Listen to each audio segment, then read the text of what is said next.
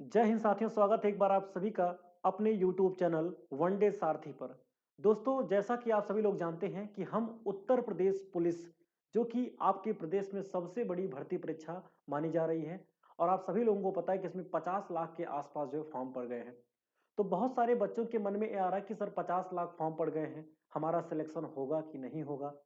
आपको सिलेक्शन से मतलब होना चाहिए। आपको अपनी एक सीट से मतलब होना चाहिए। आप ये मत देखिए कि 50 लाख फॉर्म फॉर्म पड़ गए हैं, 60 लाख फॉर्म पड़ गए, इससे कोई फ़र्क नहीं पड़ता। आपको जो है, आपको केवल एक सीट से मतलब होना चाहिए।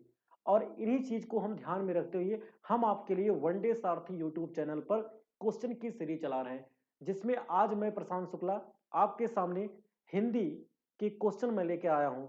इसमें हम क्वेश्चन भी करेंगे और साथ ही साथ इसके कंसेप्ट को भी क्वेश्चन के साथ-साथ हम समझते हुए चलेंगे। तो आज का जो टॉपिक हमने लिया है अलंकार। लेकिन अलंकार को शुरू करने से पहले मैं आपको बता दूं कि उत्तर प्रदेश पुलिस में हिंदी के कुल प्रश्न कितने आते हैं, उनका नंबर कितना होने वाला है, हिंदी का रोल क्या है, मैं आपको 1 मिनट में बता देता हूं। ध्यान दीजिएगा, हम बात करें उत्तर प्रदेश पुलिस की, तो उत्तर प्रदेश पुलिस में हिंदी का जो वेटेज है, वो 37 से लेकर 38 क्वेश्चन के आसपास है। ठीक है?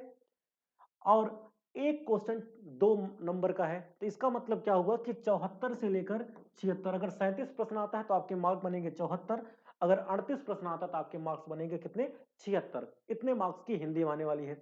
और साथियों, आपको पता होना चाहिए कि अगर आप हिंदी में 37 या 38 में से 35 प्रश्न सही कर लेते हैं, तो आपका सिलेक्शन जो है, आप सिलेक्शन के बहुत ही ज़्यादा नज़दीक पहुँच जाएँगे। ठीक है? अब हम आपके लिए जो आज का टॉपिक लेकर आए हैं उसका नाम है अलंकार। यहाँ पे हम क्वेश्चन के थ्रू कंसेप्ट को भी बहुत ज़्यादा मजबूत बनाएँगे। तो आप ध्यान से हमारे साथ जुड़े रहिए और चैनल को सब्सक्राइब कीजिए और वीडियो को लाइक तथा शेयर भी कीजिए, जिससे हमारा मोटिवेशन बढ़ता रहे और हम आपके लिए ढेर सारे अच्छे कंटेंट उपलब्ध करा सकें। तो चलिए हम ज़्यादा देर ना करते हुए सेशन की शुरुआत करते हैं। यहाँ पे हमारे सामने जो पहला प्रश्न आया है, उसमें कहा गया है, ध्यान दीजिएगा, पहला प्रश्न हमारे सामने है। देखिए, पीपर है, पीपर पीपर पात सरिस मंडोला में पीपर पात उपमा अलंकार का कौन सा अंग है? तो दोस्तों, सबसे पहले आपको पता होना चाहिए कि उपमा अलंकार है क्या। तो जब भी हम बात करेंगे उपमा अलंकार की, उपमा अलंकार की जब भी हम बात करेंगे, तो आपको पता होना चाहिए, एक आपका होता है उपमेय और एक आपका होता है उपमान। एक आपका उपमेय होता है, एक आपका क्या होता है? उपमान। ध्यान दीजिएगा, अगर उपमेय और उपमान में क्या किया जाएगा? तुलना किया जाएगा, तुलना किया जाएगा, तो उसे हम क्या बोलेंगे? उपमा अलंकार बोलेंगे। ठीक है? अब आपको ध्यान देना है कि यहां पर पूछा क्या गया है। उपमा अलंकार जो बोला गया, इसमें पूछ रहा है कि पीपर पात एक क्या है आपका? पीपर पात आपसे पूछा गया, एक क्या है? तो साथियों, मैं आपको बता दूं कि जो उपमा अलंकार होता है, उपमा अलंकार की जब भी आपसे बात किया जाएगा, तो उपमा अलंकार के 4 अंग होते हैं। उपमा अलंकार के 4 अंग होते हैं, जिसमें से आपका पहला क्या होता है? उपमेय होता है। पहला आपका उपमेय होता है, दूसरा आपका उपमान होता है, तीसरा आपका होता है वाचक शब्द, जिसे हम क्या बोलते हैं? वाचक शब्द। और जो चौथा आपका होता है, उसे हम क्या बोलते हैं? साधारण धर्म। उसे हम क्या बोलते हैं? साधारण धर्म। तो उपमा अलंकार के टोटल 4 अंग होते हैं: उपमेय, उपमान, वाचक शब्द और साधारण धर्म। उपमेय किसे कहते हैं? मैं आपको एक शानदार ट्रिक बता रहा हूं। उपमेय की जब भी बात किया जाएगा, तो किताबों में लिखा होता है कि जिससे तुलना की जाती है, सॉरी, जिससे तुलना की जाती है उसे हम क्या बोलते हैं? उपमान। और जिसकी तुलना की जाती है उसे हम क्या बोलते हैं? उपमेय। तो जिसकी तुलना की जाएगी उसे हम क्या बोलेंगे? उपमेय बोलेंगे। और जो तुलना करेगा, जिससे तुलना की जाएगी, उसे हम क्या बोलेंगे? उपमान। लेकिन ध्यान दीजिएगा साथियों, कभी कभी बच्चे क्या होते हैं, इसमें भ्रमित हो जाते हैं और उनको उपमेय और उपमान पता नहीं चल पाता है। तो मैं आपके लिए शानदार ट्रिक बता रहा हूं। उपमेय का मतलब क्या है? जो शरीर से संबंधित होगा वो आपका उपमेय होगा, या फिर जो पास में होगा, या फिर जो प्रस्तुत होगा, वो आपका क्या होगा? उपमेय होगा। अगर हम बात करेंगे उपमान की, तो उपमान क्या है? जो प्रकृति से संबंधित होता है उसे हम क्या बोलते हैं? उपमान बोलते हैं। या फिर मैंने आपको क्या बताया, जो अप्रस्तुत हो या फिर जो आपसे दूर हो, उसे हम क्या बोलते हैं? उपमान बोलते हैं। तो इस क्वेश्चन में क्या बोला गया कि पीपर पात सरिस मंडोला में पीपर का पात, तो आप सभी लोग जानते हैं कि जो पीपल का पत्ता है वो क्या है? प्रकृति से संबंधित होता है, प्रकृति में पाया जाता है। और जो पीपल का पत्ता होता है वो आपसे दूर भी होता है। इसलिए यहां पर इस क्वेश्चन में जो पीपर पात है, वो आपका क्या होगा? उपमान होगा। ठीक है, ये आपको ध्यान देना है। अच्छा, अगर हम इसमें पूछ ले बताइए मन क्या है, तो इसमें जो मन है, मन आपका क्या होता है, शरीर से संबंधित होता है और मन आपके पास में ज्यादा होता है, तो मन आपका क्या हो जाएगा, उपमेय हो जाएगा। ठीक है। अगर इसी क्वेश्चन में आपसे पूछ लूं बताइए कि वाचक शब्द कौन सा है, तो वाचक शब्द इसमें कौन सा आपका हो जाएगा, यहाँ पे सरिस जो आपका है क्या है, वाचक शब्द। वाचक शब्द की परिभाषा क्या होती है, समानता प्रदर्शित करने वाले शब्दों को हम क्या बोलते हैं, वाचक शब्द।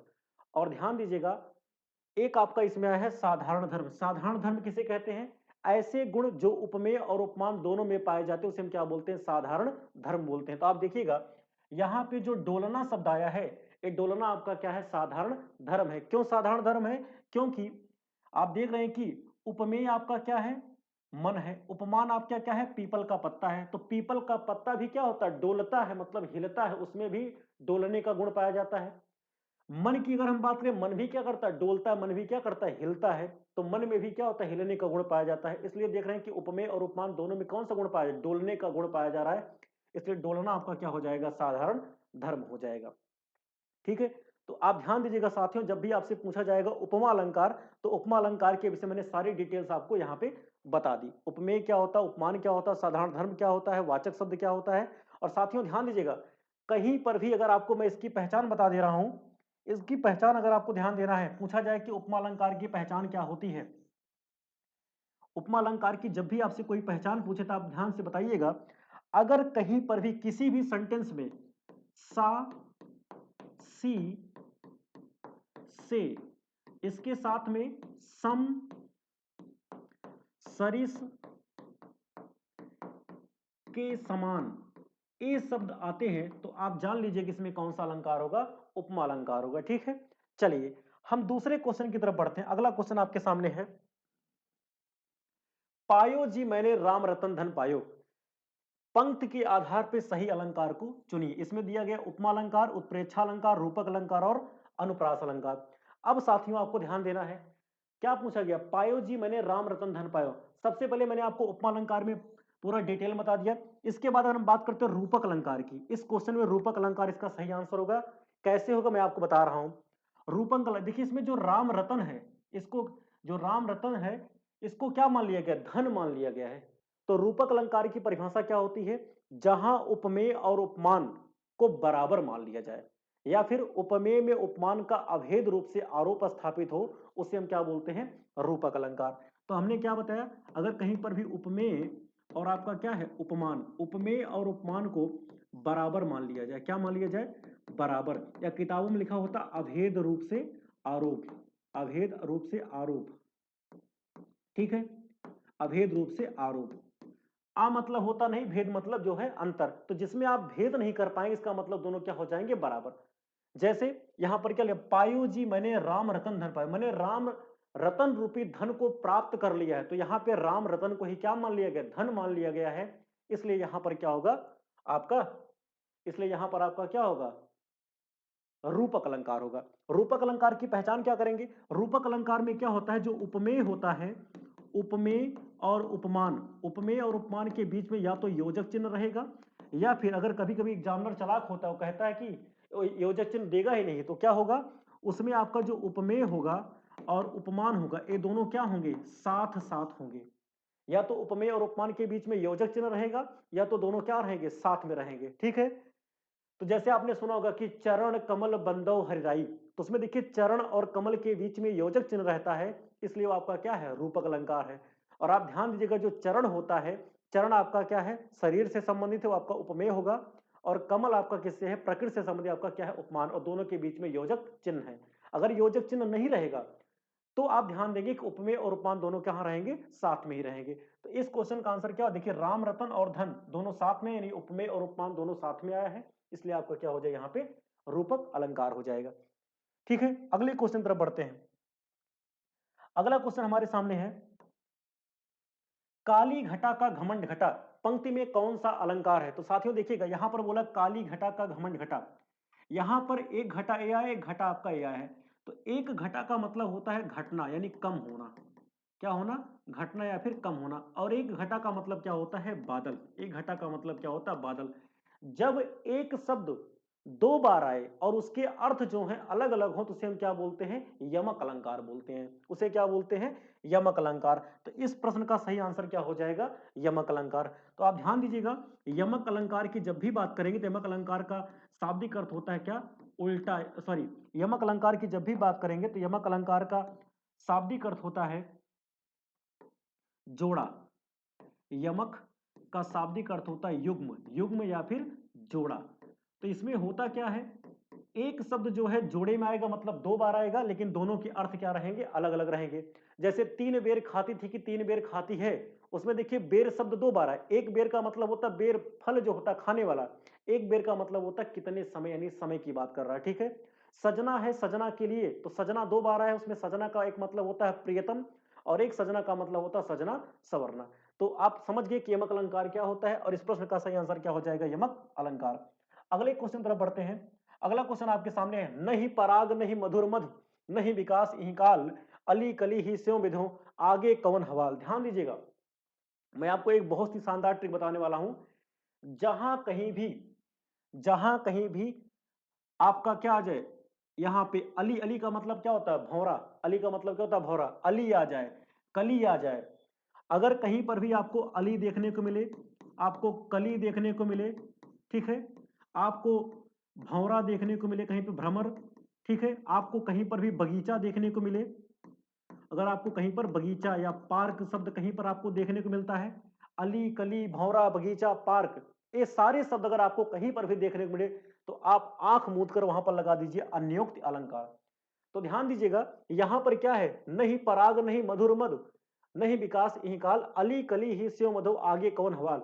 आपको पता होगा कि रीत काल के जो प्रसिद्ध कवि हैं बिहारी लाल जी, रीत काल के जो प्रसिद्ध कवि हैं बिहारी लाल जी, उन्होंने राजा जयसिंह को एक पत्र लिखकर भेजा था। राजा जयसिंह की नई नई शादी हुई थी और उन्होंने जो है अपनी पत्नी के प्रेम में जो है राजकाज को भी छोड़ दिया था।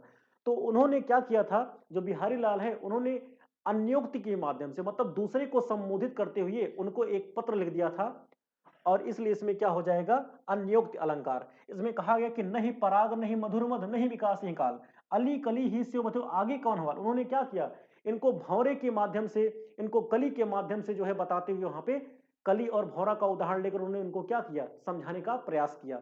तो मैंने क्या बताया, अगर कहीं पर भी अली शब्द आ जाए, कली शब्द आ जाए, भौरा शब्द आ जाए, तो आप आंख मूंद के इसमें बता दीजिएगा कि कौन सा अलंकार होगा। अलंकार आपका कौन सा हो जाएगा इसमें, आपका अन्योक्त अलंकार हो जाएगा। तो साथियों इस चीज को आपको ध्यान देना है कि अन्योक्त अलंकार, क्या अन्योक्त अलंकार का मतलब क्या है, जहां पर दूसरे के बारे में कहा जाए, अन्य के बारे में कहा जाए, वहां पर क्या होता है, अन्योक्त अलंकार। ठीक है, तो ध्यान दीजिएगा, अली कली भौरा बगीचा पार्क, या अगर कहीं पर आपको फूल देखने को मिल जाए, कहीं पर आपको गुलाब देखने को मिल जाए, तो जब भी कवि जो है इन सब की चर्चा करेगा तो जाहिर सी बात है वो क्या करेगा, दूसरे किसी चीज के बारे में चर्चा करने, इसका मतलब अगर अन्य के बारे में कहा जाए वहां पर क्या हो जाएगा, अन्योक्त अलंकार। ठीक है, अगले क्वेश्चन तरफ बढ़ते हैं। कह रहा है कि हनुमान के पूंछ में लगन न पाई आग, लंका सगरी जल गई, गए निशाचर भाग। ध्यान दीजिएगा दोस्तों, यहां पर क्वेश्चन में कहा गया कि हनुमान के पूंछ में आग लगी ही नहीं, लेकिन लंका जो है पूरी तरह से जल गई, और जितने भी वहां पे राक्षस गण थे सब क्या हो गए, भाग गए। क्या ऐसा संभव है कि हनुमान जी के पूंछ में आग न लग पाए? क्या हनुमान जी कहीं विदेश से आए थे क्या? ऐसा तो था नहीं। तो हनुमान जी के पूंछ में आग लगी तो जरूर होगी, लेकिन यहां पर कवि ने उसको क्या किया, बहुत बढ़ा चढ़ा के वर्णन किया है। तो जहां कहीं भी बढ़ा चढ़ा के वर्णन किया जाता है उसे हम क्या बोलते हैं, अतिशयोक्त अलंकार बोलते हैं। कौन सा अलंकार, अतिशयोक्त अलंकार वहां पे बोला जाता है। ठीक, अगले प्रश्न की तरफ बढ़ते हैं। यहां पर बोला गया हरिपद कोमल कमल से, इस उक्ति में कौन सा अलंकार है? साथियों मैंने अभी आपको क्या बताया ट्रिक, जहां का आपको से देखने को मिलेगा वो आपका क्या हो जाएगा, उपमा अलंकार हो जाएगा। तो इस क्वेश्चन का सही आंसर क्या हो जाएगा, उपमा अलंकार। अगले क्वेश्चन तरफ बढ़ते हैं। अगला क्वेश्चन है, दिए गए विकल्पों में से भ्रांतिमान अलंकार का उदाहरण कौन सा है? यहां पर बोला गया कि हरिमुख मनोमधुर मयंक, इसके बाद बोला गया सखी मयंक तब मुख सम सुंदर, ओस बिंदु चुग रहे हंसनी मोती उनको जानकर। आप सबसे पहले समझिए कि भ्रांति मान अलंकार क्या होता है। भ्रांति मान अलंकार की जब भी हम चर्चा करेंगे, इसका मतलब क्या है, अगर उपमेय और उपमान इन दोनों के बीच में निश्चित रूप से क्या हो जाए, भ्रम हो जाए, निश्चित रूप से क्या हो जाए, भ्रम हो जाए और भ्रम होने की वजह से काम जो है संपन्न भी हो जाए, तब उसे हम क्या बोलेंगे? भ्रांति मान। अगर उपमेय और उपमान के बीच में निश्चित रूप से भ्रांति हो, भ्रम हो जाए और काम समाप्त भी हो जाए, तो उसे हम क्या बोलते हैं? भ्रांति मान। अब बहुत सारे बच्चों के दिमाग में आता है, सर भ्रांतिमान हम पहचान नहीं पाते हैं, तो मैं आपको ट्रिक बता रहा हूं। जहां कहीं भी समझ कर शब्द आ जाएगा, समझ कर, जहां कहीं भी समुझ शब्द आ जाएगा, समुझ शब्द, जहां कहीं भी जानी शब्द आपको देखने को मिल जाए, जानी शब्द मिल जाए, आप तुरंत आंख मूंद के लगा दीजिएगा, वहां पे भ्रांतिमान अलंकार। जैसे आ गया, यूं ना निकला करो छत पे सज सवर के, वरना लोग रोजा तोड़ देंगे तुम्हें चांद समझकर। वहां पर देखिए क्या आ गया? समझकर शब्द आ गया। जैसे मुन्ना तब मम्मी के सिर पर देख देख दो चोटी, भाग उठा सहमा समझकर सिर पर सांपी लोटी, या भाग उठा भ्रम समझकर सिर पर सांपी लोटी। वहां पे समझ शब्द आ गया। तो कोई भी ऐसा एग्जाम्पल नहीं बचा है जिसमें आपका समझ या समुझ या जानी शब्द आपको देखने को ना मिलता हो। ठीक है, ये आपको ध्यान देना है। तो मैंने आपको शानदार ट्रिक बता दी, समझ कर, समुझ और जानी। अब लगे हाथ एक और समझ जाइए।